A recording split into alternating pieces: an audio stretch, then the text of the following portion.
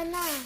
May pasok ka pa bukas. Ayoko pa po, magrararo pa po ako. Pupunta pa tayo sa malayo. A-absent ka. Pang umaga ka pa. Saan pa po yun? Pupunta tayo sa mall dun sa Malolos. Malayo yun, masaya dun. Marami dun squishy dumpling doon. Tutulog po na po ako, mama. Sige ah.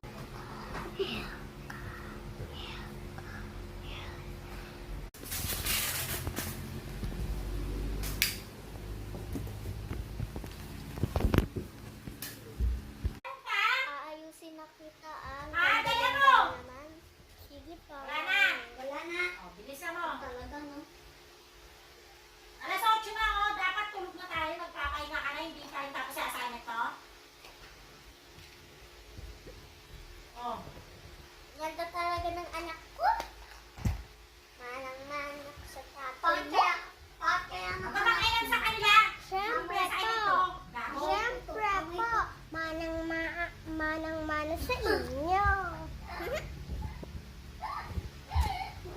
Bilisan mo na. Wag na tayo mag-sleep stars, ha? Bakit di mo kaya? Hindi ko kaya, anak.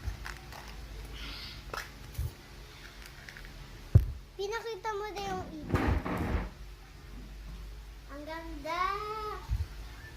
Hay nako, nandito na tayo sa gym. Tara na, nandito na tayo. Anak, open mo na yan para makita. Go. Last. Sige po, mami. Bubuksan ko na po ito. Wow, mami. Good. Ang ganda to. Ito naman po, mami. Next na. Sam, abot mo nga yun. Sabi na. Huwag ka makailan sa kanila. Yan. Sam.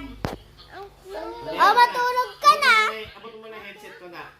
Bukas may perfect attendance na kayo. Sige po. Sige po, mami. 10 years ago. Anak,